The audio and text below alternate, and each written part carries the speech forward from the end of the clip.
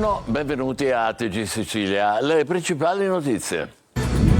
Emergenza siccità anche per gli allevatori che nel Siracusano temono di essere costretti a mandare gli animali al macello. Intanto l'acqua si disperde in strada e a mare, come nel caso dell'Agrigentino. A Palermo il sindaco La Galla vieta l'utilizzo dell'acqua potabile per innaffiare le piante. L'arcivescovo Lorefice ha celebrato nella cattedrale di Palermo, affollata di magistrati, politici e cittadini, i funerali di Papà Coraggio, Vincenzo Agostino. Truffa alla mafia non è il titolo di un film, è il sospetto degli investigatori. 20 milioni trasferiti online da Palermo all'estero da cosche vicine a Messino Denaro e mai più rientrati nelle casse di Cosa Nostra. 2 miliardi inizialmente destinati alla Sicilia, ora dirottati per la costruzione del ponte sullo Stretto. Uno scippo, secondo Cateno De Luca, che spiega così il suo nuovo no all'opera. 2 ragazze di 15 e 16 anni di Palermo che si erano allontanate da casa, rintracciate dai carabinieri scrollando sulle loro storie pubblicate sui social. Da 50 anni al centro della musica, Ronny in concerto stasera a Messina, domani a Trapani. Domani al Massimino torna un gol per la solidarietà, calcio e beneficenza con Ester Pantano e tanti volti noti della TV, con in più quest'anno l'impegno della lotta ai femminicidi. Calcio da stasera, Catania in ritiro per preparare la sfida verità con il Benevento sabato al Massimino. Per l'ultima di campionato Zeoli ritrova Buà, ma perde Marsura e Cianci.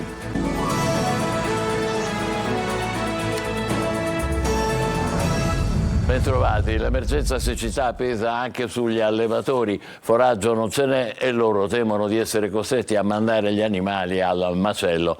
Ecco la situazione in un'azienda del Siracusano. Francesco Aloi.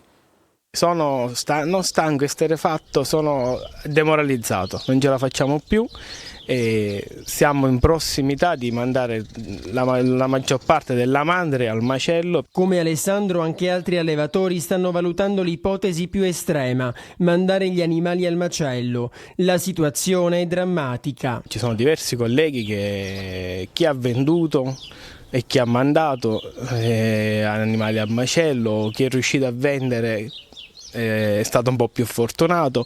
Qui siamo in un'azienda del Siracusano, a Melilli. Lui ha 150 bovini e farli mangiare diventa sempre più difficile. Questo è uno dei silos che doveva essere pieno di foraggio, invece, come vedete, è totalmente vuoto. Vista la siccità, dobbiamo iniziare a dare dell'alimentazione supplementare agli animali già dal mese di maggio e quindi ci comporta un maggior gravio di spese, perché dovremo arrivare da qui a settembre, sperando che a settembre arrivino le prime piogge. Siamo ad aprile, ma i terreni sono asciutti come se fosse estate.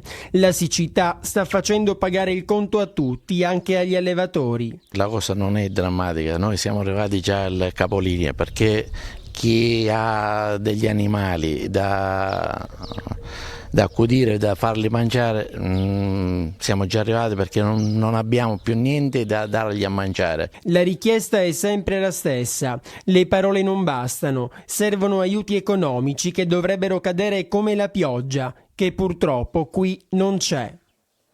Ancora l'acqua che si disperde per strada e a mare, come nel caso del fiume Sosio Verdura. Nell'Agrigentino è allarme igienico-sanitario con rischi di problemi per l'ordine pubblico. E a Palermo il sindaco La Galla vieta l'utilizzo di acqua potabile per innaffiare le piante. Davide Sardo. È la Sicilia dei paradossi, della crisi idrica e dello spreco, come nel Riberese, dove tanta acqua del fiume Sosio Verdura da tempo immemorabile scorre e si tuffa in mare, beffando campagne e aziende agricole circostanti. Finalmente adesso si è compreso che forse sarebbe utile costruire una diga di raccolta dell'acqua del fiume e che sarebbe una soluzione alla crisi idrica per il versante centro-meridionale della Sicilia.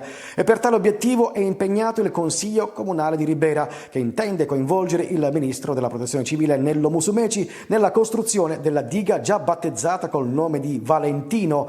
Intanto a Palermo il sindaco Roberto Lagalla ha firmato un'ordinanza nella quale vieta ai cittadini lo spreco d'acqua. Sarà vietato innaffiare le piante e lavare i veicoli privati.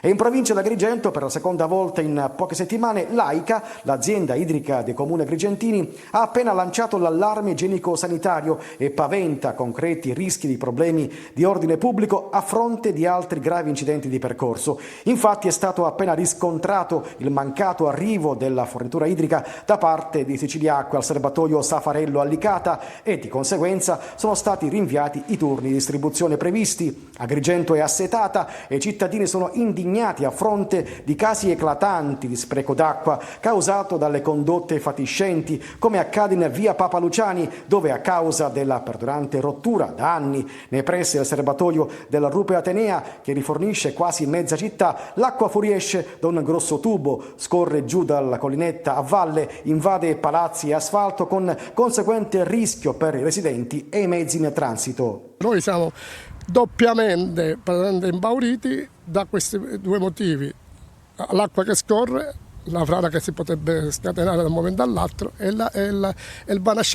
l'acqua che ci entra dentro le fondazioni, dentro il vano ascensore, che praticamente poi si dispersa attraverso un tubo che praticamente mandiamo l'acqua fuori. Palermo in migliaia ai funerali di Vincenzo Agostino in cattedrale. L'ultimo saluto al guerriero sempre alla ricerca della verità sull'assassinio mafioso del figlio e della nuora. L'arcivescovo Lorefice è stato un esempio di resistenza alla mafia. Marco Gullà. La cattedrale è affollata da migliaia di persone, parenti, cittadini, personalità, tutti per dare un ultimo saluto a Vincenzo Agostino, morto domenica, 87 anni. Da 35 anni, da quel 5 agosto 1989, quando a Villa Grazia di Carini, Cosa Nostra, gli uccise il figlio Nino, poliziotto di 28 anni, e la moglie Ida, 19 anni, incinta di 5 mesi, aveva lottato alla ricerca della verità. Chi li ha uccisi e perché, si è sempre chiesto. I funerali questa mattina alla cattedrale di Palermo.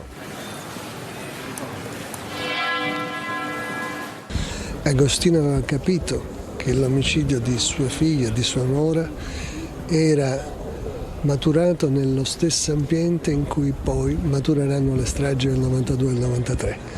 Purtroppo questo paese non ha le risorse per fare conti con la propria storia.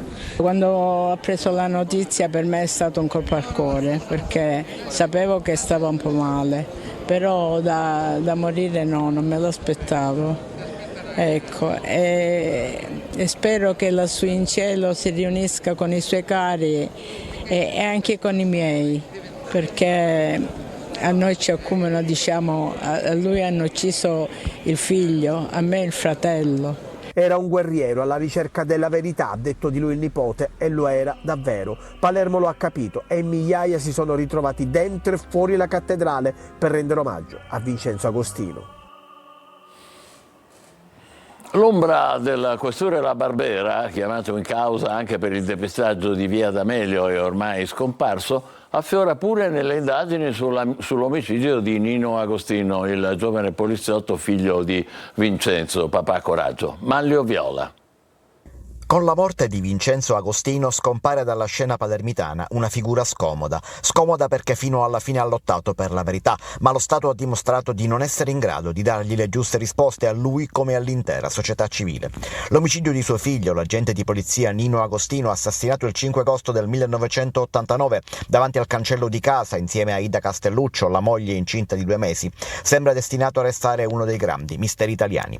Di recente anche in questo mistero è comparsa l'ombra del questore Arnaldo La Barbera, a capo di una task force che la procura di Caltanissetta indaga da tempo per depistaggio. Il procedimento per La Barbera si è estinto con la sua morte, ma sotto processo ci sono ancora i suoi uomini, Mario Bo, Fabrizio Mattei e Michele Ribaudo, accusati del depistaggio delle indagini sulla strage Borsellino. Ma La Barbera già nel 1989 avrebbe tenuto in un cassetto una relazione di servizio del compagno di pattuglia di Agostino, che subito dopo l'omicidio metteva nero su bianco informazioni sulle indagini che Agostino stava svolgendo svolgendo da infiltrato. Ai funerali di Nino Agostino c'erano anche Falcone e Borsellino, e Giovanni Falcone avrebbe detto a Paolo Borsellino che proprio Nino Agostino gli aveva salvato la vita. Il riferimento forse alle informazioni riservate sul pacco bomba posto di fronte alla villa della Daura di Falcone proprio nel 1989, ma un altro filone di indagini parla anche della possibilità che Agostino, da infiltrato, avesse incontrato uomini dello Stato, dei servizi segreti deviati a fianco del boss. Misteri e depistaggi che rischiano di restare tali. C'è il sospetto di una truffa ai clan palermitani vicini al boss Messina Denaro nell'indagine della DDA su un maxi riciclaggio. Quasi 20 milioni di euro trasferiti all'estero per essere ripuliti, che non sono più rientrati nelle tasche dei mafiosi. Adelaide Barbagallo. Che fine hanno fatto i quasi 20 milioni di euro che mafiosi vicino a Matteo Messina Denaro volevano riciclare attraverso delle operazioni bancarie all'estero? Gli inquirenti ipotizzano che i boss siano stati beffati da altri mafiosi. Al centro di tutto c'è un intreccio finanziario internazionale per far rientrare in Sicilia i soldi della mafia, milioni di euro sporchi. Attraverso complesse operazioni sono state trasferite in Germania, senza renderle tracciabili, due grosse cifre, una di 12 e l'altra di 5 milioni di euro, su cui si concentrano pure le ricerche degli inquirenti.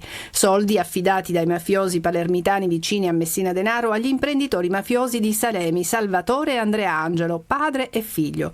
A loro si era rivolto il capomafia di Tommaso Natale, Michele Michalizzi, che aveva bisogno di spostare il denaro sporco della cosca. Al piano avrebbero preso parte imprenditori compiacenti e ambigui personaggi del settore. La mente finanziaria sarebbe stato Giuseppe Burrafato, indagato a piede libero. Agli Angelo sarebbe andata una commissione del 10% dei soldi trasferiti. Gli accertamenti degli inquirenti hanno documentato che 12 milioni di euro sono stati effettivamente spostati all'estero, ma non sono tornati nelle tasche dei mafiosi che volevano ripulirli. Da qui l'ipotesi di una truffa e che i mafiosi siano stati gabbati. Questo è uno dei capitoli dell'inchiesta della DDA di Palermo sul maxi riciclaggio che vede 11 indagati. Fa discutere a Messina il nuovo orientamento del sindaco di Taormina e leader di Sud Chiama Nord, De Luca, adesso contrario al ponte sullo Stretto. Francesco Triolo.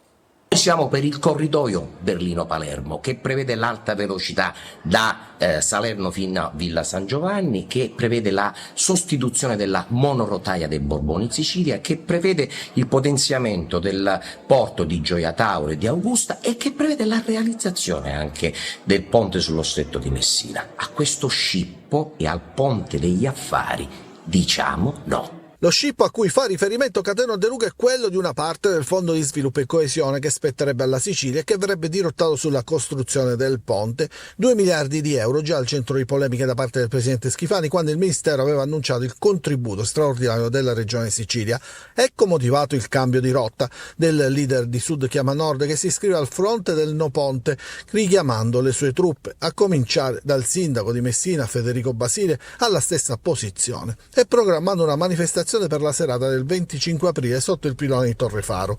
Per la Lega è il vento elettorale, quello dell'Europea, ad aver fatto cambiare idea a De Luca, mentre il comitato Ponte Subito ha chiesto le dimissioni da sindaco sia di De Luca che di Basile per aver tradito gli elettori schierandosi contro il ponte sullo Stretto e rinnegando il programma elettorale con cui hanno vinto le elezioni. A Giarre è smantellata una piazza di spaccio a conduzione familiare. 4 gli arresti, una donna gestiva anche le vedette. Tonino De Mana. Una piazza di spaccio a conduzione familiare dove una donna gestiva anche le vedette. È stata scoperta dai carabinieri che hanno smantellato un'associazione criminale che agiva sotto il controllo del clan Laudani di Piedimonte e Teneo. 4 le persone arrestate, accusate a vario titolo di associazione finalizzata al traffico illecito di droga, nonché per acquisto e detenzione di sostanze stupefacenti ai fini di spaccio. Teatro dell'attività illecita una villetta nel quartiere Jungo. Nell'ambito dell'operazione Tigre Reale, coordinata dalla DDA e condotta dai dai carabinieri di Giarre risultano indagate altre 20 persone. Al vertice dell'associazione c'erano Maurizio Viscuso, in stretto contatto con Antonio Di Mauro, e Stefano Mario Sciacca, quest'ultimo incaricato di essere il cassiere dei proventi illeciti. Insieme avrebbero messo in piedi un vero e proprio supermarket della droga, fonte giorno e notte di approvvigionamento di cocaina e marijuana, protetto da misure di sicurezza mirate ad eludere gli eventuali blitz delle forze dell'ordine. L'indagine avrebbe consentito di accertare la partecipazione all'organizzazione di spaccio anche dei figli di Viscuso, Salvatore e Giuseppe, e della moglie Rosa Arcidiacono, che si sarebbe occupata di diffondere le direttive del marito agli altri appartenenti al gruppo. Nel corso delle indagini è emerso anche il pestaggio di un pusher che aveva osato mettere in dubbio la qualità della cocaina acquistata. L'attività di indagine, effettuata dal settembre 2019 al giugno 2021, ha portato all'arresto di 10 pusher e al sequestro di oltre 1 chilo di marijuana e 300 grammi di cocaina.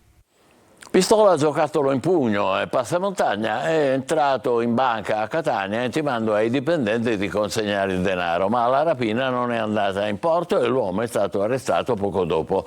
A saper gestire i momenti di tensione è il direttore della filiale, che ha spiegato al rapinatore che ci voleva del tempo prima che la cassaforte si aprisse e intanto lo ha convinto a far uscire i clienti. Minuti preziosi che hanno consentito alla polizia di arrivare e ammanettare il bandito. Storie a lieto fine. 2 ragazze di Palermo di 15 e 16 anni si allontanano da casa, ma poi vengono rintracciate dai carabinieri, grazie ai social. Tonino De Mana. Se utilizzati bene i social servono, e come se servono. Ne sanno qualcosa 2 mamme che si erano rivolte ai carabinieri di Palermo per denunciare la scomparsa di 2 ragazzine di 15 e 16 anni. Su Instagram e TikTok le 2 fuggitive avevano fatto delle storie, ma la vera storia, a lieto fine, è che sono state rintracciate e riconsegnate ai rispettivi genitori.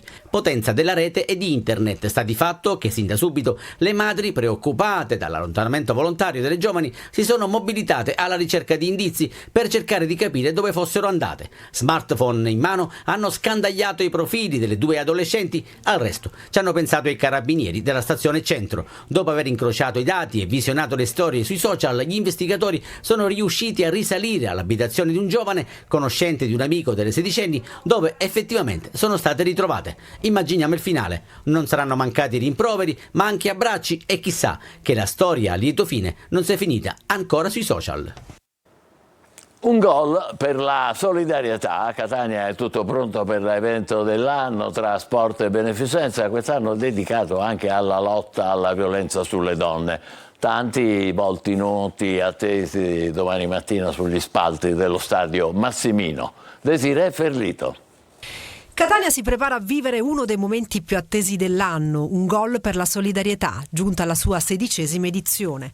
Un evento cresciuto di anno in anno e diventato uno dei più importanti del Sud Italia, grazie alla caparbietà e all'impegno costante del suo patron Luca Napoli. Siamo alla vigilia di questa grandissima manifestazione e finalmente domani Catania risponderà presente a un progetto che nasce 16 anni fa e quindi siamo davvero felici di poter nuovamente ospitare tantissimi personaggi del mondo dello sport e lo spettacolo, e quest'anno per un tema importantissimo. L'evento di quest'anno pone l'accento su 2 temi di grande attualità e importanza: la lotta alla violenza sulle donne e il supporto alle persone più bisognose, in collaborazione con la Caritas diocesana per l'aiuto concreto ai più bisognosi. Stiamo partendo dai ragazzi per poterli sensibilizzare, perché ricordiamo che il nostro target è composto da studenti delle scuole di Catania e provincia, ma ricordiamo che gli studenti di oggi saranno gli uomini di domani che potenzialmente potrebbero commettere questi gravissimi reati. 4 le formazioni che scenderanno in campo domani per aggiudicarsi il trofeo: la Nazionale Artisti TV, le All Stars Sicilia, la Nazionale Consiglieri Regionali d'Italia e la Nazionale Giornalisti.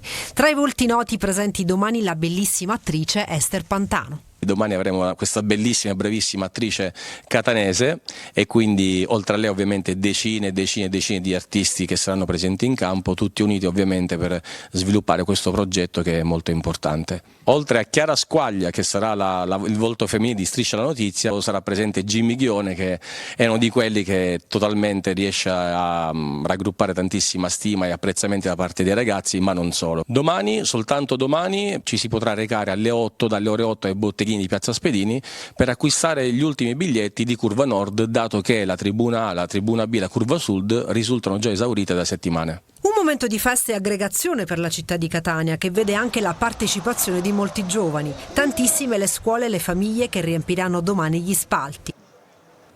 Adesso facciamo la nostra consueta pausa, tra poco il calcio con il Catania in ritiro per la salvezza. State con noi.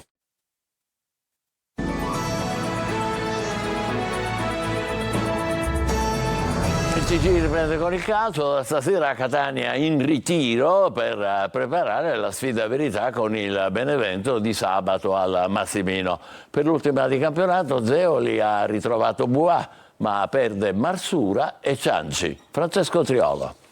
Tutta la settimana in ritiro sino alla partita decisiva con il Benevento. Dopo la sconfitta con il Sorrento maturata al termine dell'ennesima prestazione deludente, il Catania non ha che l'ultima gara casalinga per evitare i play-out. Così la società, per prepararla al meglio e nel tentativo di scuotere una squadra parsa ancora una volta molle e inconcludente, ha deciso di mandare la squadra di Zeoli in ritiro a partire da oggi, subito dopo la prima seduta della settimana.